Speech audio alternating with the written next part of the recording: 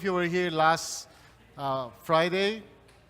Okay, so today is Thursday, pero next week, start na naman tayo muli sa ating Friday service, okay? So welcome sa ating mga internet watchers.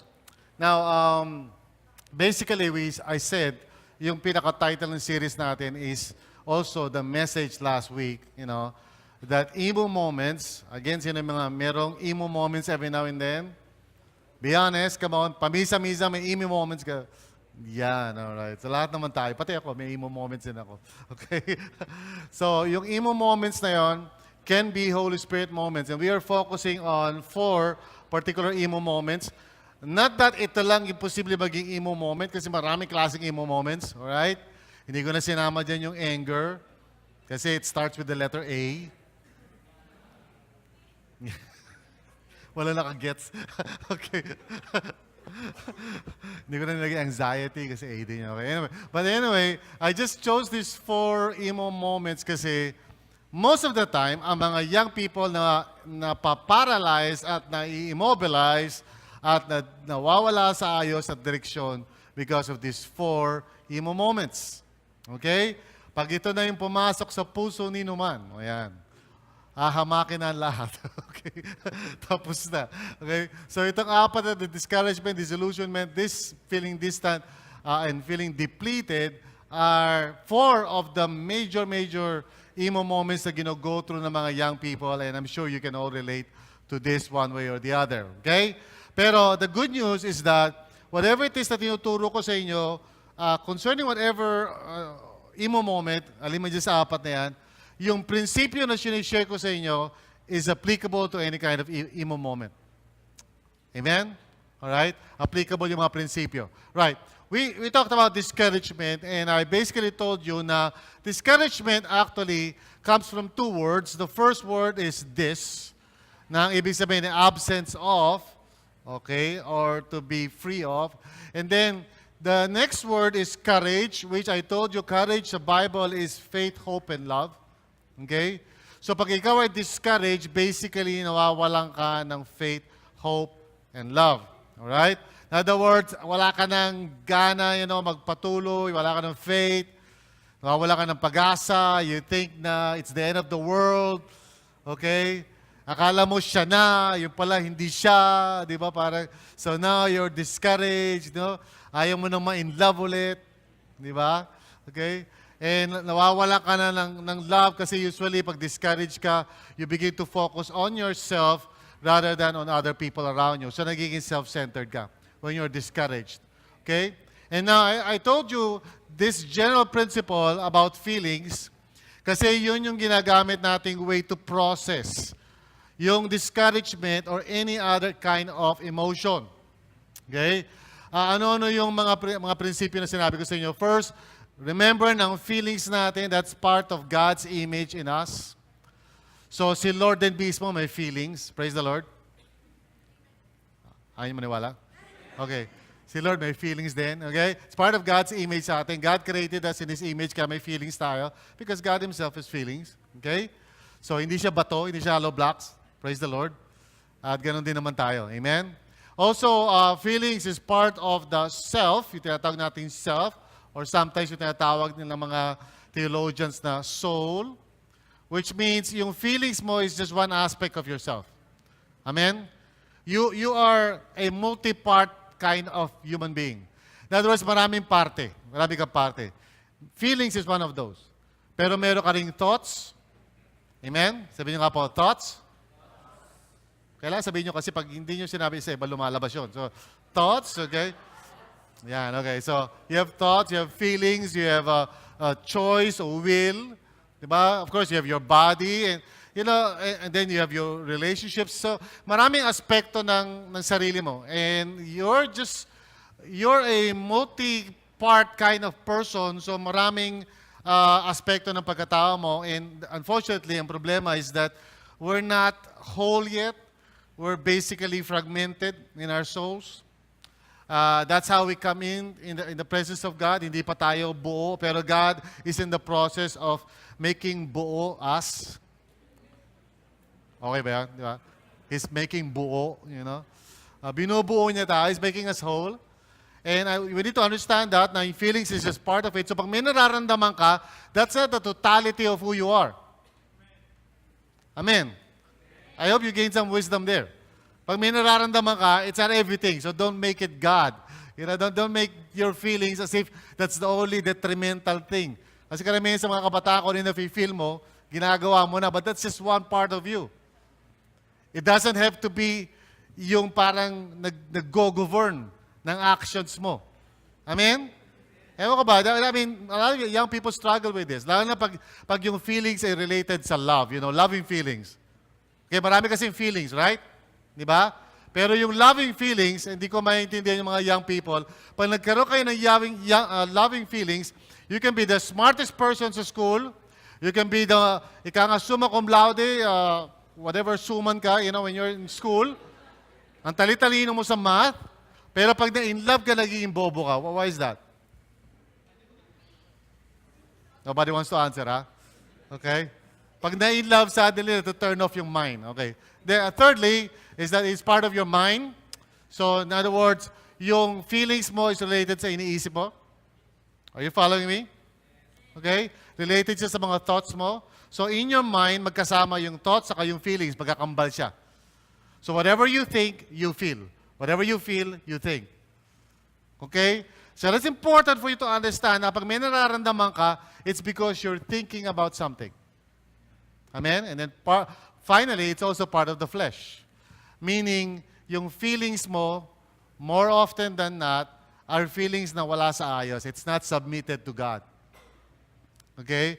And so, in order to process yung discouragement, I told you what you need to do is start, first of all, with the question, bakit ko ba nararamdaman ito? What aspect of my being is parang ayaw ko i-submit kay Lord?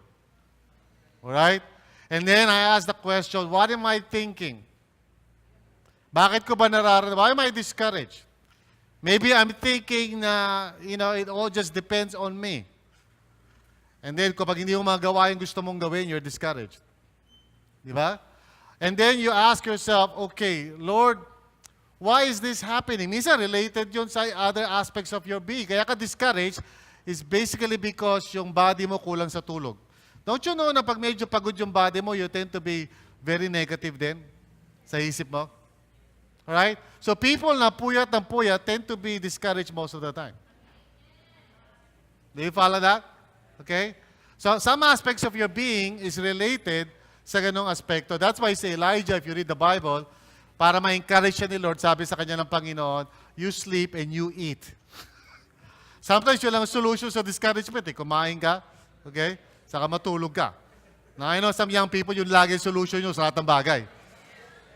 But, sometimes it works. And then finally, what is God's will? Pagdating sa area ng discouragement. What is God's purpose sa akin? Why am I going through this? What is the Lord teaching me? Okay? So, by going through these 4 insights about feelings, napoproseso natin yung ating nararamdaman. And I told you about the idea of, letting God transform you first by being more aware. Do you remember this? I'm just reviewing. Being more aware sa nangyayari sa buhay mo, sa kinararamdaman mo. Stay aware. Okay? And then, pag naging aware ka, God will speak to you and reveal to you truths about yourself. So, maging open ka sa Kanya. Learn to say amen and agree with God. Lalo na kung kinokorek ka niya. Learn to be humble. Amen? Agree with God. And then, as soon as malinaw na sa'yo, align yourself to God's will. Okay? Kung ano man yung nare-realize mo maling ginagawa mo, start aligning yourself according to the will of God. Problema na maraming young people, amen ang amen, pero walang ginagawa to align themselves to God's will. So nothing happens. Walang nagbabago. Alright? And then, you stay accountable.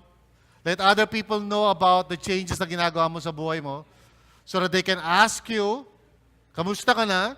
How are you doing dun sa panibagong habit na ginagawa mo? Yung natutulog ka na maaga, nagigising ka na maaga. How are you doing in that area? Or how are you doing dun sa area ng internet use mo? Di ba dati kaya ka nagfo-fall kasi lagi ka nag-internet sa gabi, madaling araw, wala nang tao, tulog na sila lahat. So, ang tendency mo is to go to those sites na alam mong masama.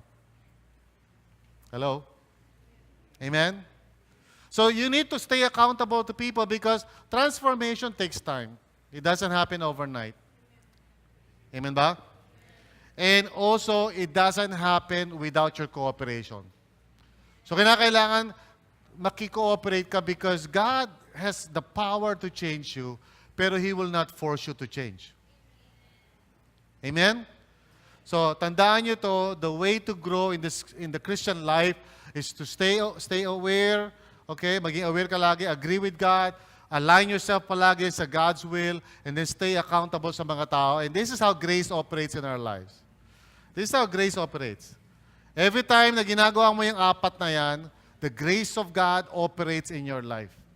At grace is the susi or the key for transformation. Without grace, you cannot change. Without grace, hindi mo ma-overcome yung bad habits mo. Without grace, hindi magbabago yung ugali mo. Grace is the key to be transformed by the power of God. Pero nangyayari lang yan when you do those four things. Amen? So I hope you remember that. Put that in your mind. I-drawing mo sa napkin, Just try to remember this diagram, okay? Because most likely, kapag medyo may nangyayari sa life mo na hindi ka umuusad, there's something wrong with one of this. Amen? Pag hindi ka nag-grow, okay, nagba-backslide ka, o kaya parang na-LI ka tuloy na wala sa ayos, di ba? It's because one of these things is not going on in your life. Maybe all four is not going on. Kaya tuloy na LI means, loving intervention dito sa RLCC, okay? Yun ang tawag natin sa church discipline. Ayaw natin gamitin yung church discipline, negative masyado. Di ba? Kamusta ka na? Church discipline ka ba? Pangit, di ba? Mas maganda yung LI ako. Di ba? Sa ganda na LI ako. Loving intervention, right? So we're helping you grow. Now, I want to talk about disillusionment.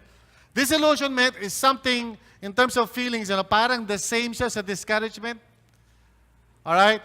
But usually, disillusionment comes before discouragement. The reason nag-umpisa ako sa discouragement because that's most of the time na nararamdaman mo. Pero disillusionment actually comes before discouragement. Okay? And what is disillusionment? Disillusionment, again, comes from two words. Okay? Dis, which means absence of. At alam nyo, ang susunod na word? Can you guess? Illusion. Okay, right? Disillusionment, or the state of being disillusioned, all right? So ano ba yung illusion? Sino nakakala ko no illusion? Sino sa inyo minsan may illusion? Right? Minsan may illusion kayo, all right? Illusion is the false perception of reality. Ibig sabihin ng illusion. When you're in illusion, you think you're seeing something and then yung pala mali ka. Alright? You think na parang reality yon pero for some reason, distorted. Okay? So, disillusion, what is disillusionment? Disillusion is a feeling of disappointment resulting from the discovery that something or someone is not as good as one believed it to be. Alright? So, ulitin natin Ano ang disillusionment? Disillusionment is yung feeling mo na disappointed ka, okay? Naiinis ka, naaasar ka, bad trip ka, you're disappointed. Why? Kasi bigla mo na-realize or na-discover that there is something o kaya someone na all along akala mo maganda, okay, all along akala mo mabait, all along akala mo alright yan, but now you're realizing mali. In other words, you're beginning to discover something about that something or that someone. And that's what we're going to talk about tonight. Now, we all go through that experience. Amen? Lahat tayo nag-go through na ganyang klase experience na akala mo okay siya and then you get to know the person, hindi pala siya okay. Akala mo bait, yung pala bruha. Akala mo kung sinong mabait, yung pala salbahe, disrespectful. Akala mo maganda yung course, yung palang hirap, di pala ganun kadali. Akala mo maganda sa RLCC, yung pala pangit yung mga tao, Ay, then ito to. Hi, sorry. Okay. Akala mo mabait si pastor, masungit pala, di ba? Akala mo si PG, yung pala hindi. So, we all get disillusioned one way or the other. That's part of life. Okay? And there's a reason. And I told you, emo moments can be Holy Spirit moments. Are you listening? Okay? So, sino sa inyo, there are times na parang nadidisillusion ka about, so many things. Sino sa inyo nakaka-feeling ng gano'n minsan? Alright, konti lang. Yung iba, umuwi na kayo. So, you don't feel that, right? No, seriously, we all feel that one way or the other, di ba? Ako, minsan, nadidisillusion ako, alright? And it's important for us to understand itong disillusionment na to. Okay? Now, here's something I want us to do before we begin. How does it affect you? Okay? Pag ikaw nadidisillusion, what happens in your life? You can picture siguro yung mga times na disillusion ka. You know? Na meron kang nare-realize, mali pala yung akala mo. You know what I'm saying? Maling akala. No? Akala mo mabait, akala mo maganda, akala mo okay, akala mo ganito, and then you realize, ay, mali. You know? And sometimes it happens slowly. Minsan nakikilala mo yung tao, and then, sa umpisa parang okay siya, matulungin siya, ganyan. After a while, yun pala, swapang siya, matakaw pala, and all sorts of negative things, di ba? So umpisa, pabigay-bigay ng gift sa'yo, inahatid ka, tapos naging kayo na, parang wala na siyang pakialam, no? Hindi ka na niya binabati ng whatever bate gusto niya, gusto mo, di ba? Alright, so share with your friend right now, with your seatmate, okay? How does it affect your life? Okay, before we start, how does it affect you? Pag ikaw ay nadi-disillusion, what happens? I'll just give you a few minutes, ha? Couple of minutes. Share with the person beside you, okay? Or tatlo kayo, dalawa kayo.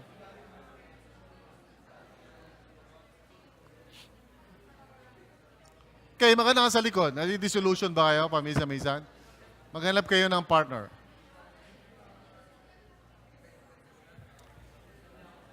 Pag hindi ka nadi-disillusion, sabihin mo sa katabi mo, hindi ako nadi-disillusion. So sasabihin ng katabi mo, simula ngayon na-disillusion na ako sa'yo. Okay?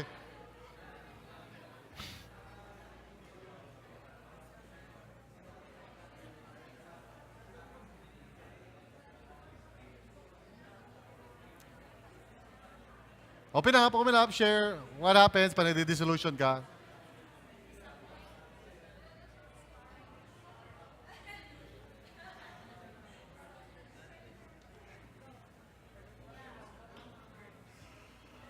Okay? Baka nagkwento na kayong talambuhay nyo, kinamento nyo na lahat, okay? Let me hear some of you, okay? What happens kapag nadi-disillusion ka? What are the things that, napapansin mo sa sarili mo, yes? Na-hurt ka, nadi-disappoint ka, okay? Anything else, may body language ka ba? Parang si Napoles, do you show any kind of body language? Tumatahimik ka siguro, or any other thing? What are the things what happens to you? Pag kayo nadi-disillusion, how do you usually react or respond? Pag nadi-disappoint kayo, nadi-disillusion kayo, ha? Na-frustrate kayo, okay? Those are still feelings, So you're not telling me what you're doing. Anong ginagawa mo, What do you do, ha? Hindi mo na tinutuloy yung gusto mong gawin. Alright, whatever that may be. So kung na-disillusion ka na sa kurso mo, ayoko na, I quit, I resign, tama na. Pag na-disillusion ka sa work mo, ganun din. Hindi na ako papasok. Bahala kayo sa buhay nyo, okay? So what else? Yeah. Nanahimik, alright? So depende sa personality mo, di ba? Ba't ka tahimik? Wala, Di ba? Ba't di ka nagsasata? Wala, so okay. So disillusion na, okay. Anything else? Anyone else? Yeah? Ha? Persevere? Pa nadi-disillusion ka, nagpa-persevere ka? Wow, unusual siya, no? Nadi-disillusion ako. So, persevere pa siya, no? Which is unusual, okay? Usually, ang isang tao pa nadi-disillusion, ayaw na mag-persevere. Ayaw na magpatuloy kasi nadi-disillusion na siya eh. He thinks na parang wala na mangyayari, right? How about this side? Sino sa inyo? What do you do kapag nadi-disillusion kayo? Naglalaslas? Okay. Naglalaslas ng kamote. Okay, siguro kamote. Nilalaslas mo yung kamote, whatever. Kakain ng marami, okay. So yeah, typical yun, kakain ng marami. So yung mga tumataba sa inyo siguro, nadi-disillusion kayo, right? Papansin ko yun eh. Alright, so let's pray. Do you want to learn all about disillusionment? So let's pray. Let's bow our heads and ask God to teach us. Father, I know these young people, Lord God, as I do myself, go through times na, we just feel disillusion and parang we cannot go on and sometimes it's about something, or sometimes it's about a person, and yung expectations namin, sometimes realize namin mali. And whenever our expectations are disappointed, Panginoon, we feel disillusioned. So, dalangin ko po, Panginoon, tonight that you would just teach these young people, that you would teach us and use me, Panginoon, so that we can grow in our understanding of how this emo moment can be a Holy Spirit moment for us. Thank you, Lord, in Jesus' name. Amen. Amen. All right. So, bakit ba tayo or saan ba tayo na-disillusion? How does it work out? Oftentimes, na-disillusion ka because of people you trust. There are certain people in your life, pag ikaw ay nagtitiwala sa isang tao, you expect the best. Amen? So, sometimes, sa parents mo, you expect them to be loving, caring, protecting you. And then somewhere along the way, biglang nako-communicate sa'yo na that isn't so. In fact, as you're growing up, siguro nung baby ka, okay, nung baby ka, cute ka kasi may dimples ka, But when you're growing up, nagiging makulit ka na, or when you're growing up, nagiging very difficult na ang buhay, and your parents have to work, both of them have to work, medyo may financial crisis na, and so they come home, pressured, and most of the time, ikaw yung nagiging parang object of wrath. Alright? Dahil sa minsan frustration nila sa buhay, pag nakita ka nila, iniisip nila parang ikaw yung dahilan ng kanilang frustration. Especially pag hindi mo nagagawa yung gusto nilang gawin mo. Like maglinis sa bahay, o tumulong, or whatever, right? Whenever may expectations sila, tapos hindi na fulfill yun, tulad mo rin sa kanila, it works both ways. So halimbawa, ina-expect nila na maging masipag ka man lang sana habang nagtatrabaho sila. Sana pagdating hugas na yung pinggan. Sana man lang mataas yung grades mo dahil ang hirap mong paaralin. And then you come home and you show them your report card, lahat baksak, merong isa pasado, 75 lang.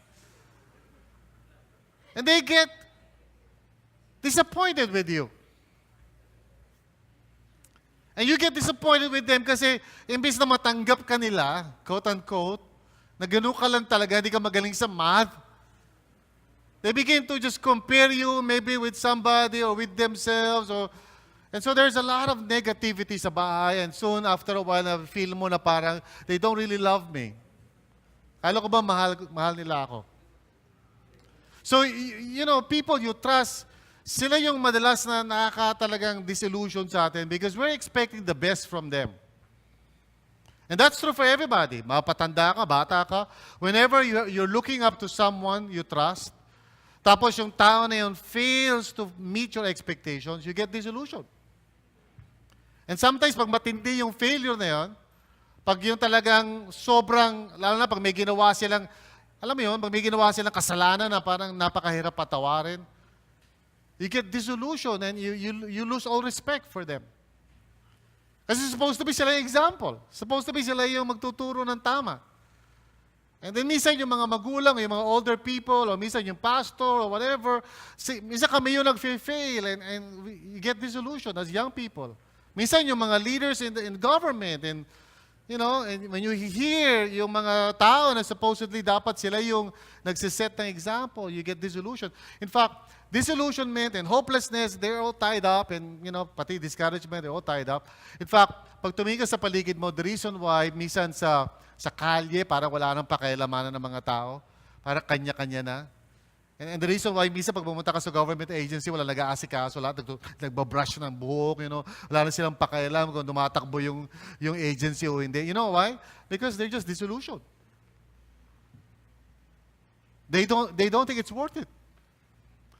Pag nakakita ka ng isang pulis na humingi ng lagay, he's disillusioned. Dati pumasok siya sa pagiging pulis with a vision na pag pulis ka, you're going to help people and all of that. And then he becomes a policeman, and then kita niya lahat yung corruption mula sa umpisa hanggang sa pinaka-general, he gets disillusioned. At kapag ang isang pulis na disillusioned, he joins everyone else in the corruption. And so yung problema natin sa pangkalahatan, starts very small, bagbata ka, it just grows and grows. Hanggang sa nakikita mo, na mismo yung mga institutions that you trust, like church or government or school, sometimes they fail to measure up. And when you're a young person, you're very idealistic. I always hear young people, sasabihin nila, di ba dapat ganyan? And that's the reason why karamihan sa mga young people, sila yung makikita mo sa kalye nag-demonstration because they're frustrated. You're frustrated.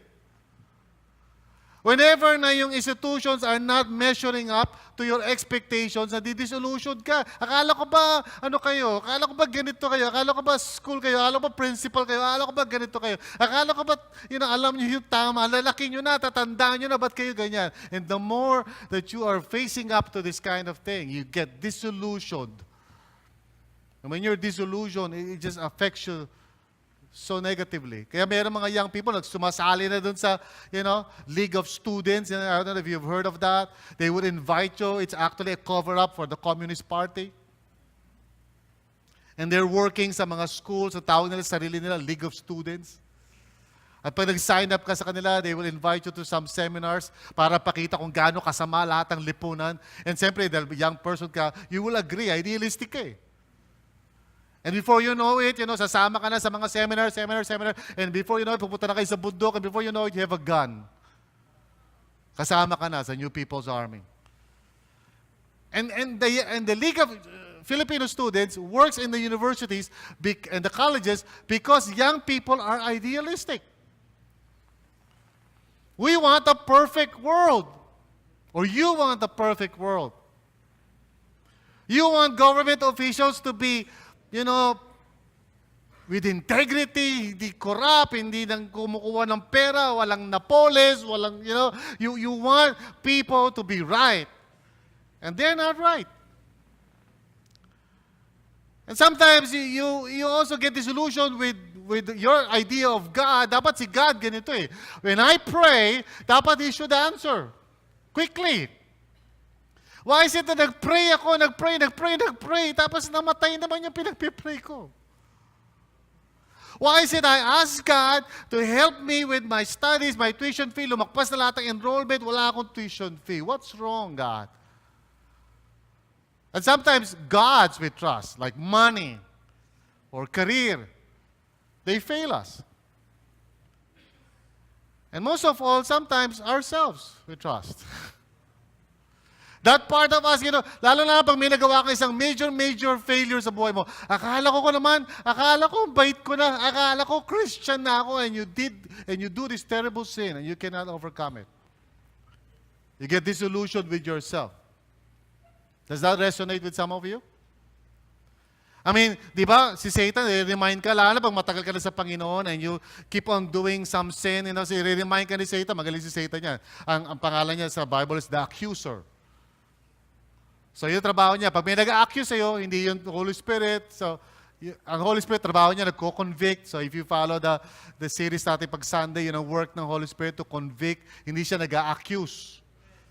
Ang nag-accuse is Satan.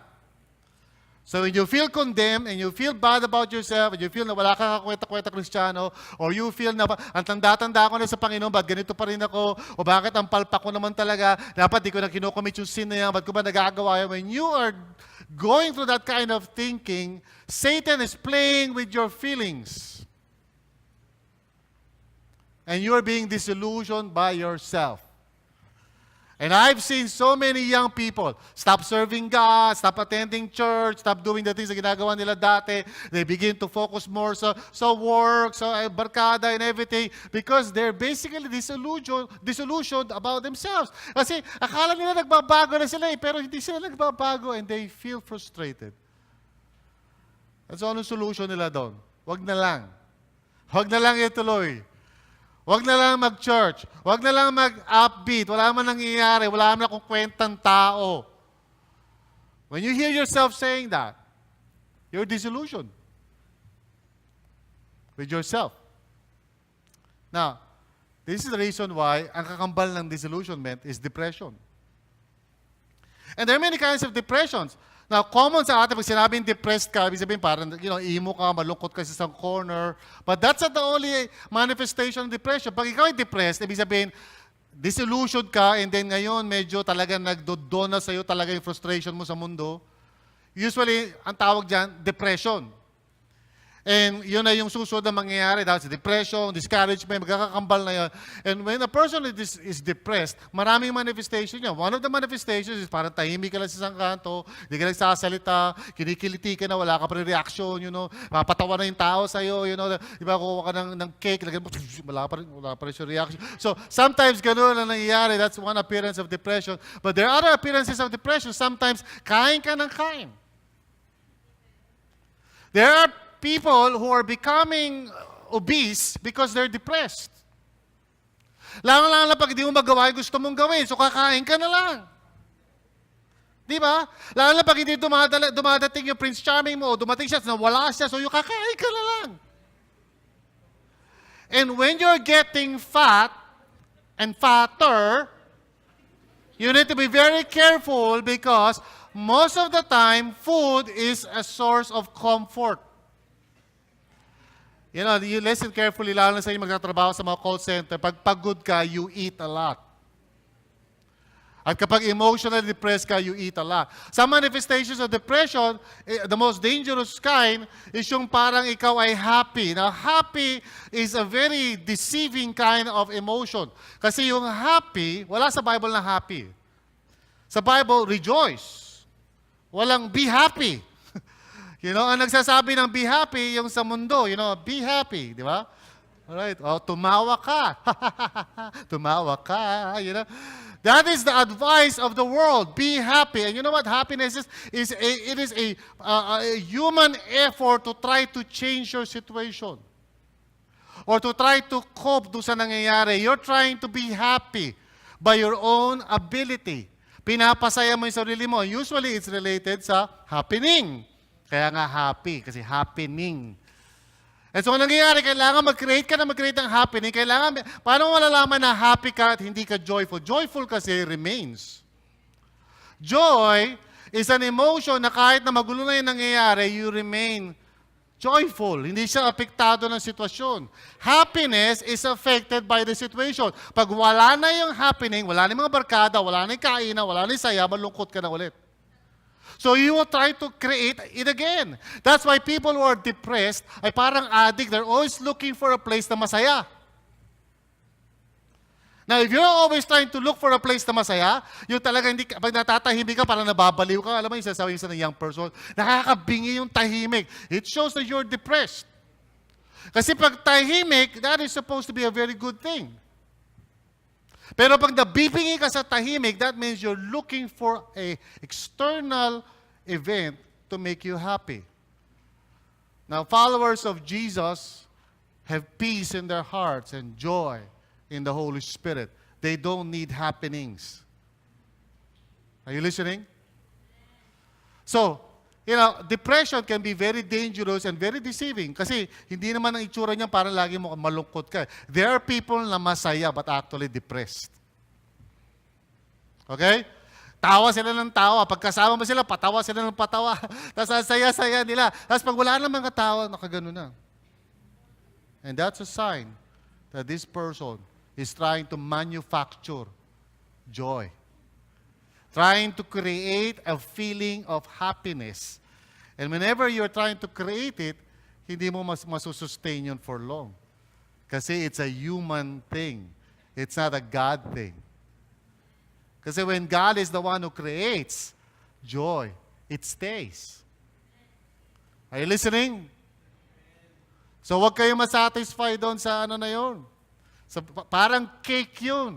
Pag kumain ka ng cake o sugar, parang active ka habang nandun yung sugar, di ba? Pag nawala na yung sugar, pag nawala na yung Coke, pag nawala na yung coffee, depressed ka na kasi temporary lang yun eh. Okay? I hope you're learning something tonight. Now, the idea is to be, aware of these things. Sinasabi ko sa inyo, be aware of what's going on in your life. If you are being depressed, pagkain ka ng kain, tulog ka ng tulog, nood ka ng TV, o pasyal ka ng pasyal for no reason kasi hindi ka matahimik sa isang lugar, baka kino-cover up mo lang yung depression mo. Amen? Be aware of that. Nga, hindi ko ba sinasabi pag kumakain ka, depressed ka na agad, okay? Okay, pag nanood ka ng TV, depressed ka siguro, no? Hindi ka, no? I don't want you to make that kind of conclusion. Okay? So, pag nakakita ka isang tao, parang nakangiti dyan, depressed ka, no? You know? So, don't be so legalistic. Sabi ko lang, sometimes it's like that. Amen? Sometimes it's like that. Lalo-lalo na pag yung tipong talagang, alam mo naman yun minamanufacture mo lang, kinecreate mo lang. Nagpapatawa ka lang, pero totoo no, nalulungkot ka. Amen? Alright. So, learn to agree with God that is happening in your life. Be humble. Lord, sabi mo, Lord, I think kain ako ng kain because I'm disillusioned about myself. Feeling ko wala akong kwenta, wala na magmamahal sa akin, kaya ikakain ko na lang ito. Are you listening? If you're going to agree with God and say, God, I need help. Diyan nag-uumpisa yung pagbabago ng buhay natin. Honesty, humility. This is the key. Alright? So once you begin to align yourself and say, teka muna, Lord, I realize itong ginagawa ko na, tulog lang ako ng tulog. Now that I'm examining my heart, I realize kaya ako tulog ng tulog is because I don't feel motivated to face the world. Disillusioned ako sa mga tao sa paligid ko, so matutulog na lang ako. Are you listening? And once you begin to align yourself and say, God, I don't think this is right. So I'm going to start a new thing in my life. And then stay accountable. Ask people to help you doon sa pagbabago gusto mong gawin. Maybe if you kain ka ng kain, bawasan mo ng kain mo, start exercising na, and maybe you begin to feel good. Amen? Some of you need to be more honest with yourself. Are you listening, young people? Huwag kayong, yung parang naghahanap lagi ng okasyon para makalimutan ng problema. That's not the key to a life transformed by the Holy Spirit. Face your emotions, face your fears, face the negative things na nangyayari sa puso mo. Face it. Let the Holy Spirit deal with it. Stop hiding, stop pretending. Amen. All right. So that's how grace operates in your life. I hope you're learning. I really hope you're learning, young people. Kasi there's one thing that is very obvious sa mga tao pag punta sila sa RLCC. You know what? Whenever people come to RLCC, mga taga-IGSL, go to RLCC, isa lang observation nila. Pastor Bong, ang dami niyong young people. RLCC is one of those churches, pag pumunta ka, mas marami yung young people kaysa sa adults. Are you listening? And that's a very good thing. Ibig sabihin nun, may great potential kasi yung next generation nandito. Sabihin mo sa katabi mo, hello, next generation. You are the next generation. That's why next year, ang tema ng church natin is really focus on building leaders for the next generation. Dahil sa totoo lang mga kapatid, pag kami nila PG, when we're gone, and I'm 53, some of you are 20s, when we're gone, you're the next thing. Amen? Huwag niyo muna pag-pray na mawala kami. But I'm telling you, you're the next generation. Now, the reason why I'm saying that is because, look, I want you young people to become mature followers of Jesus na hindi lagi sinisway lang ng feelings. I want you to be men and women of God na magagamit ni Lord because you're stable. Hindi pag nakaramdam kayo, bigla kayo nawawala sa church. Ibang medyo na bad trip ka, hindi ka na makausap. Ibang medyo na depressed ka na kung ano naman pinaggagawa mo sa buhay mo. All right. So, this is really all about reality, my friends. This is all about reality. When you are disillusioned, listen carefully now. Pag ikaw ay nadi-disillusion, it's only because inaalis ni Lord yung illusion. The reason why you're disillusioned is because you thought na gano'n ang reality. But now God does not allow His children to remain under an illusion. Because God cares about you. Alam niya, this is not the way to live. The way to live in this world is not by illusion, but by reality. Ang tawag natin sa church natin, real life, because we believe in reality. The Christian life is not something na ginagawa mo 2 hours a week on a Sunday or on a Friday, and then for the rest of the week, wala kinalaman sa buhay mo. Christianity is 24/7, it's real, and you deal with real things. Amen. So pag-aaral si Sinyan ka, you don't escape reality. You face it, including yung mga negative stuff, like conflict.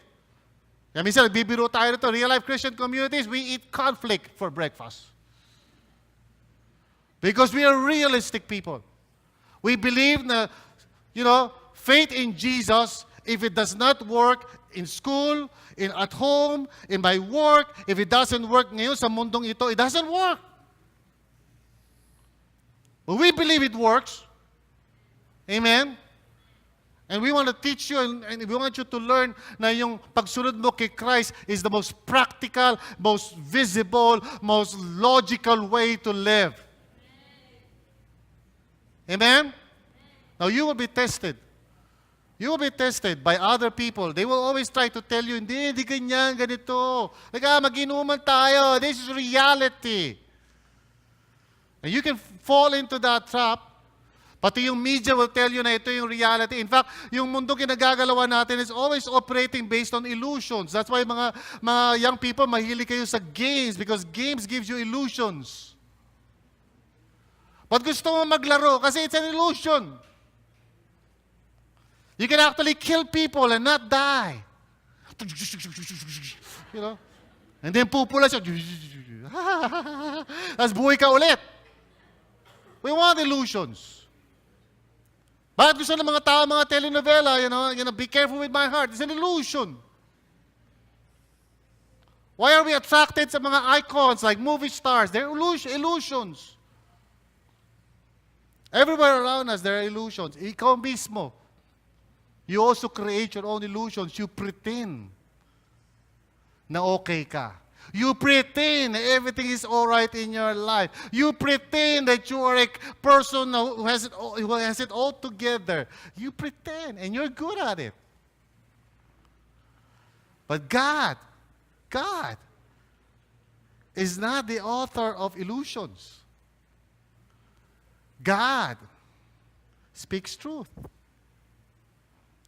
And whenever you're faced with reality, ganito yun. Pag nadidisillusion ka, that means God is confronting you with reality, and one thing that He may be doing at that point in time is telling you the truth. Sometimes He's telling you the truth about other people. He's telling you the truth about yourself. Or sometimes He's telling you that what you believe in is a lie. So in fact, ang totoo niyan, young people, when you're disillusioned, you can actually grow in wisdom. If you just know what to do with disillusionment. There was a philosopher by the name of George Santayana, and everything he says is not necessarily correct. Some of the things na sinasabi niya mali. But he said one thing, na ewan ko, yun ang ibig niya sabihin, but I think yung sinasabi niya, at least dito sa pinag-uusapan natin, is actually true. Now, ewan ko ano ibig niya sabihin dito, but sabi niya, wisdom comes by disillusionment. Now, I don't know what is behind that statement, but at least sa pinag-uusapan natin, it's very true.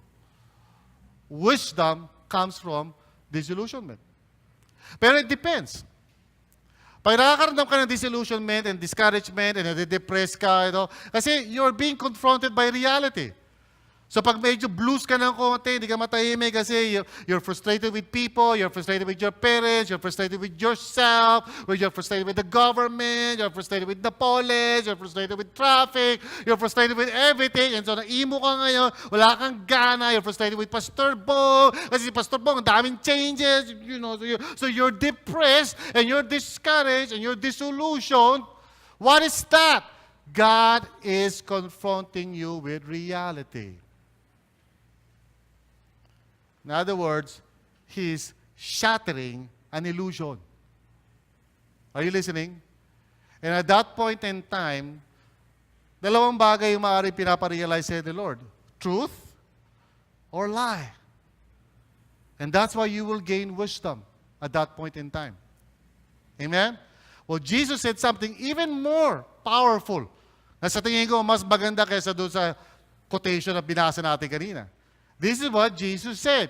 If you hold to my teaching, you are really my disciples. So, a disciple is somebody who's learning about the teachings of Christ. Hindi lang basta sa intellectual, he's learning about the teachings of Christ in terms of reality, yung life, and so forth. In other words, we are to learn from Christ. Yung ibig sabihin ng disciple, you're a learner, you're a student. Sabi ni Jesus, come to me, all of you who are weary and heavily laden, and learn from me. Be a student. Be a student of Jesus. Alam niyo ba, to be a Christian is to be a student. To be a follower of Jesus is to learn from Jesus. If you're not learning from Jesus, you are not a disciple. And you're not even a Christian. A Christian is somebody who says, Lord Jesus, I want to learn from you how to live. And how to love people, how to love God, how to love myself, how to love others. Lord, I want to learn from you. Yun ang ibig sabihin ng disciple. And then sabi niya, then you will know the truth. So it's not automatic. Pag sinabi niya, then you will know the truth, ibig sabihin, in process, in time, pag ikaw ay open up mo yung sarili mo to the teachings of Christ, unti-unti, truth comes into your life. And whenever truth comes into your life, please understand this, ang Word of God, which is truth, pag sinabi natin Word of God, hindi lang yung letra sa Bible, we're talking about the thoughts that God wants to put inside your heart. Yan, may power yan. Hindi lang yan basta parang truth as in, gravity, no. The truth, pananggaling kay Lord at pumasok sa heart mo, changes you. My words are spirit and life, sabi ni Jesus. The flesh counts for nothing. In other words, anything na galing sa'yo, walang kwenta yan. But if it comes from God, it will change you. Kaya every time na makaka-receive ka ng word at tinatanggap mo yan, something happens in your life. Okay? So, then you will know the truth, and then the truth will set you free. So what Jesus is talking about is an experience na pwede mangyari sa'yo at sa akin over time. Pwede ka ma-set free. Free saan? Free sa, sa deception ng mundong ito, free sa illusion ng mundong ito, free sa illusion na kinecreate mo, free sa mga maling mga akala ng mga tao, free sa slavery ng aking katawan, sa slavery ng aking mga emotions. Free ako to love God, to serve God. Free ako to be all that God wants me to be. That's real freedom. Freedom is not yung being able to do what you like. That's called slavery. Kasi ang isang isda is not free if it's out of the water. Pwede lumabas siya, sabihin niya, I'm free, I'm free. After a few seconds, I'm free. When a fish is out of the water, it is not free. A fish is only free when it's inside the water. In the same way, ang isang tao, if he is under God, he is free. Siya yung pinaka-free when he is under God. Because God created you for Himself. Kaya nga isang taong wala kay God is called lost. Just like when may cellphone ka, wala sa yung cellphone mo, tawag sa cellphone, lost. Pag nakuha mo na yung cellphone, wow, belong. Amen? Kaya pag isang tao wala kay God, he's lost. At kapag lost siya, he's not free. Akala lang niya free siya. Pero pag wala ka sa domain ng Panginoon, you're not free. You're a slave of the world. And so when you're a follower of Jesus, and you're allowing His Word to dwell richly in your heart, you become freer every day. Free to become all that God wants you to be.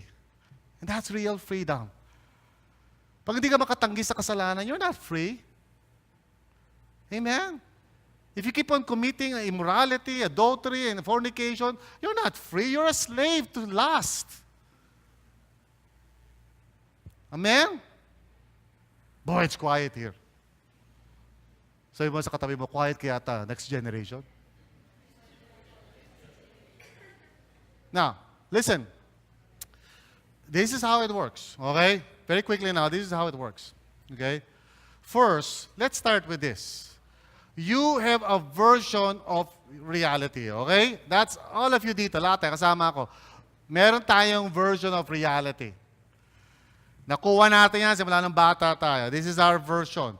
No, tinuro sa atin ng lolo natin, lola natin, nanay natin, teacher natin, kapitbahay natin, boyfriend natin, pati si Kuya Cesar, lahat, si Joey De Leon, lahat yan. We pick it up, We were formed in a certain way at meron tayong version ng reality which we think is a reality.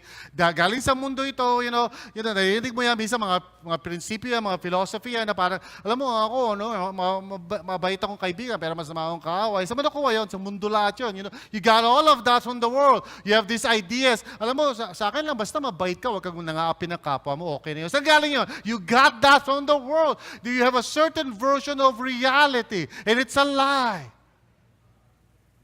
Now, God is a version of reality. And it is truth. Are you listening? When God tells you something, yun yung truth. Yun yung reality because God doesn't lie. We lie. We lie to each other. Pag nakita mo yung kaibigan mo, sabi mo, "Uy, pumapayat ka." You're lying. Kita mo lalaki ng tiyan niya, pumapayat siya. Di ba? O sinabi mo, alam mo, cute niya. Ayaw mo lang sabihin na maliit siya.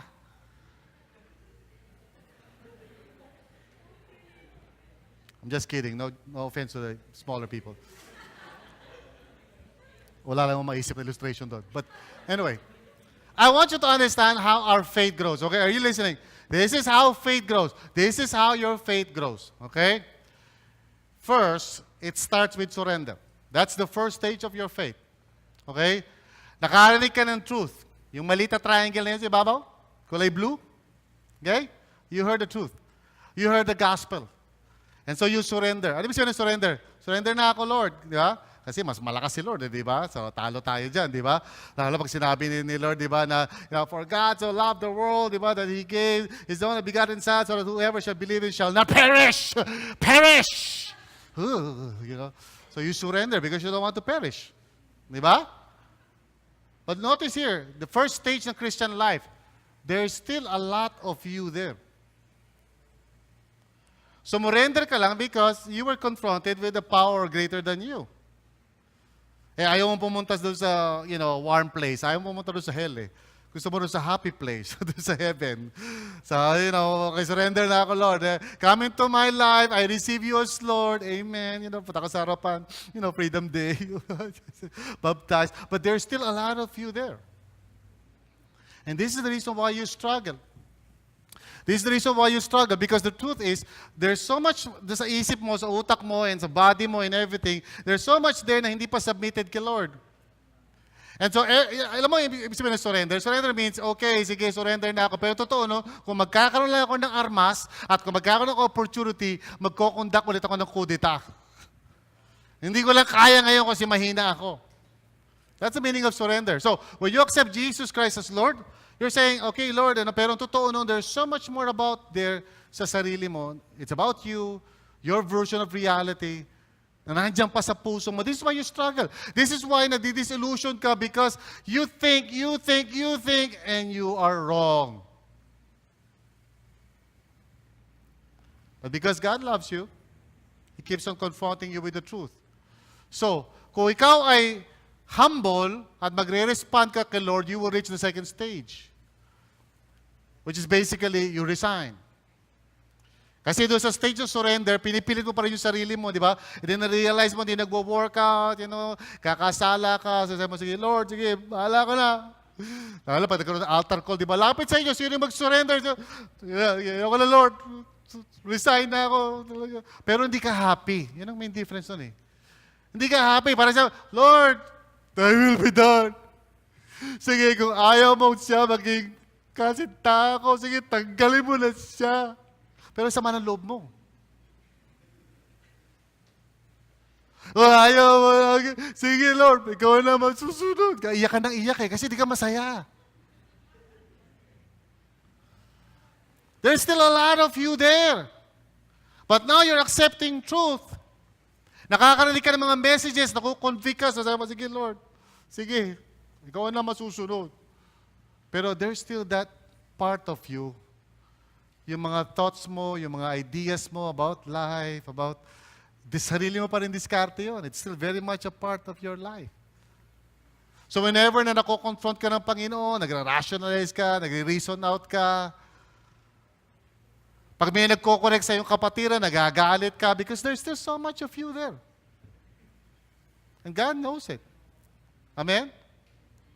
And so dahil punong-puno ka ng sarili mo, God allows you to see the reality of people around you and then the reality of you. Yun ang pinakamalupit sa lahat. He shows you to you. Anybody have seen you? You? I see me. Me? Ilan sa inyo na disillusion na nakita mo how wicked you are in the eyes of God?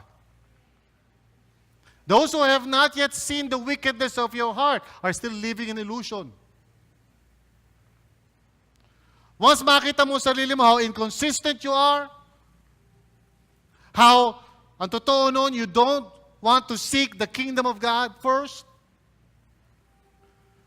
Ang totoo nun, ayaw mo siyang masunod sa life mo, gusto mo masunod ka. And for as long as you don't see this about yourself, you're living in an illusion. So God actually opens up your eyes and lets you see the truth about you. And usually, pag nakita mo yung sarili mo as you really are, you get disillusioned. Pero, by God's grace, kung humble ka, you say, God, di ko na-realize na ganun pa pala ako ka-inconsistent. Akala ko tanda-tanda. Akala ko leader na ako. Lord, leader na ako eh. Pero ganito pa rin ako. And God tells you, anak, ganyan ka talaga. Kaya lang, you're living an illusion. Akala mo hindi ka ganun. Akala mo okay ka na ngayon kasi kasama ka na sa lead LG. Katabi mo na si Pastor Bong at Pastora Gina eh. So you think you have made it. So God shatters your illusion about yourself and shows you reality. And then you resign. And then if God would just work in you, you begin to enter a new stage in your life wherein more and more, yung truth niya ngayon nagiging basis and you become more content. Wala na struggle, di ka na nakipag-away, wala ka na yun. But Lord, take a mahal ko siya, Lord. But Lord, bakit? Bakit mo siya inalis sa buhay ko? Akala ko, siya na, pinag-pray ko, sabi ko, pag may pumasok na nakapula, siya nakapula. Lord, ano ba yan? And then you begin to just resign and say, okay, Lord. This time, hindi ka na masyadong galit. Pero may konti pa ring resentment. Pero content ka na, sige Lord. Doon sa resign kasi parang, sige Lord, kung ayaw mo siyang kami, ikunin mo na. Pero sa third stage ng faith mo, sige, kung hindi kami talaga, I will accept it. You're more content at that stage. Kasi there's now more truth, yung kulay blue, more truth operating in your life. Nagko-quote ka na ngayon ng mga verses. Di ba sabi ng Panginoon? You might even be leading a life group na ngayon, di ba? Teaching others. Alam mo kasi sabi ni Jesus, sabi ni Lord. You're now more content. But there's still that part of you.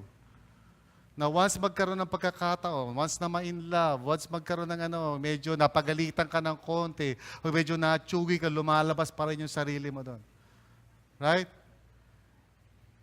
But the goal talaga of Christianity is when the will of God becomes all that really matters for you. Not my will, but yours be done. Of course, you will never be perfect, kaya meron pa rin natin ng kulay pula doon. Because while you're in this life, meron pa rin talaga struggle ng self mo sa si Lord. Pero more and more, over time, pag patuloy ka nag-grow at nagpapakorek sa Panginoon, God's will becomes your joy. So hindi ka na nagre-reklamo. In fact, you can be at peace when things are not under your control because, I have a pastor friend, siya yung namumuno sa GLS and I'm always amazed sa kanya whenever na nagmi-meeting kami kasi there are things that are going wrong and things na mali and all of that. Ako, parang feeling ko parang, kailangan medyo ayusin natin to. But he's always the person na parang relax and he would say, okay, tapos na yung meeting natin, whatever it is na hindi natin nagawa, God will do it. And then I just close the meeting. So kami mga medyo parang, kailangan ayusin natin ito, baka walang umaten sa GLS. But he's cool. And he's saying, God is in control. And I want that also in my own life. Kasi nag-grow parang ako sa area na yun eh.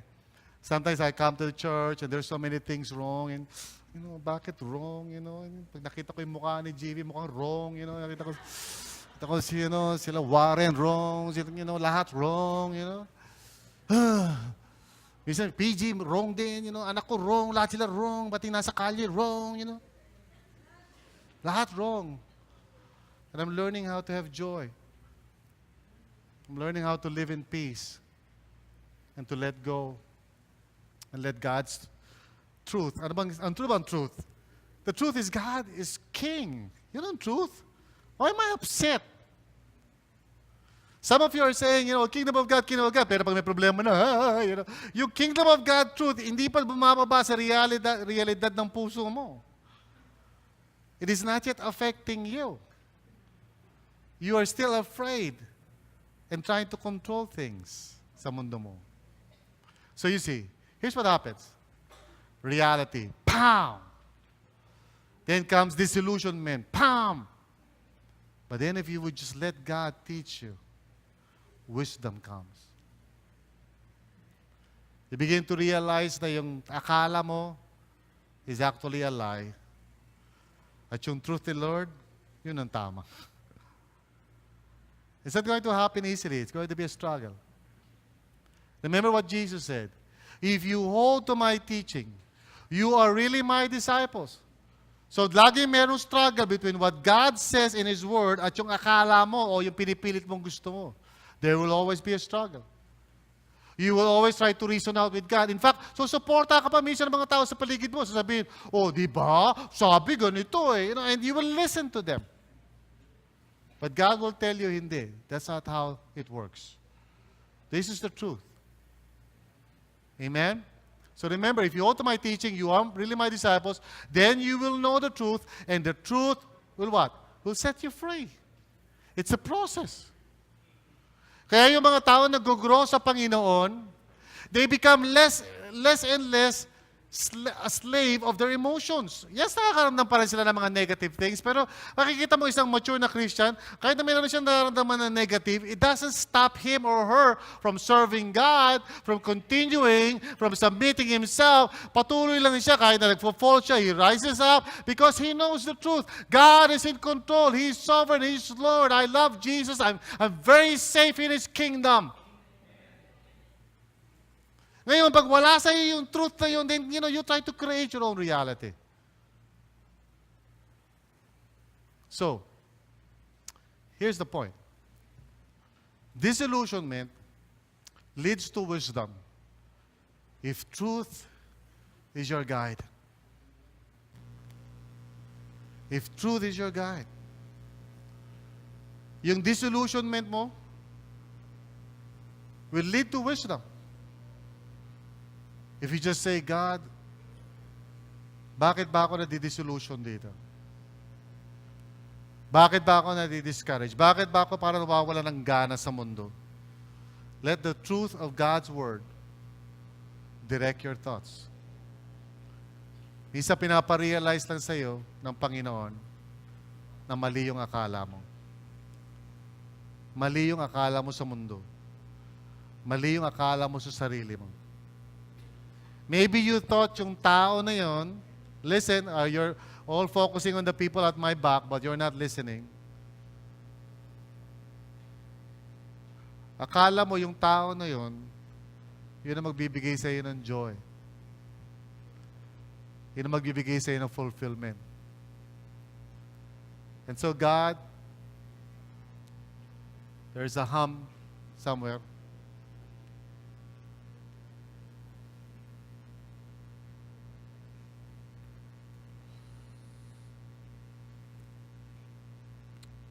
So God shows you the reality na yung tao na yun could never, ever give you the joy that you're looking for.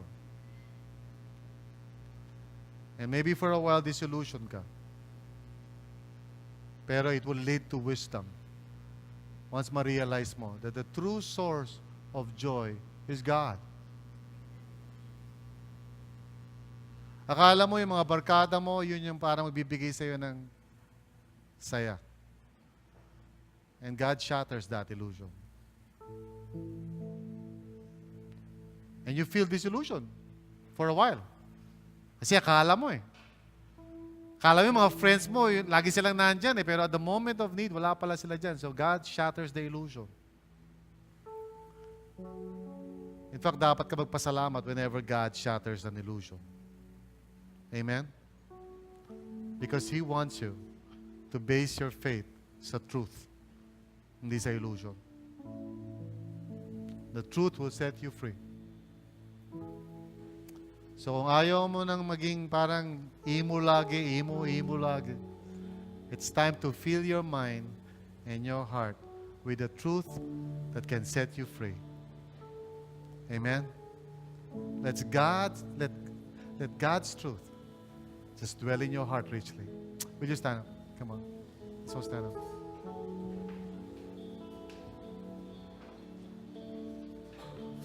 Hey, next generation. With so much potential.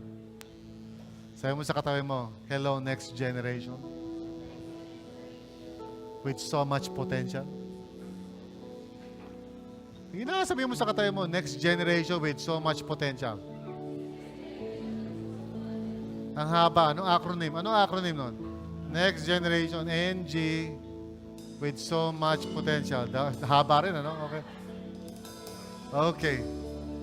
Sabihin mo na lang sa katabi mo, astig ang future mo. Amen? Do you believe that? Well, young people, astig ang future nyo in the Lord. Amen?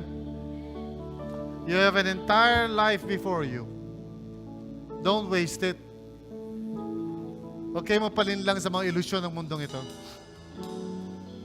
Seek first the kingdom of God and His righteousness, and all these things shall be added unto you. Don't fall into the trap na sinasabi ng mga kaibigan niya. They think you're missing out kasi hindi kayo sumasama sa lahat ng kanilang mga gimmick. But you're not missing out. They're missing out on the wonderful life of God. Amen?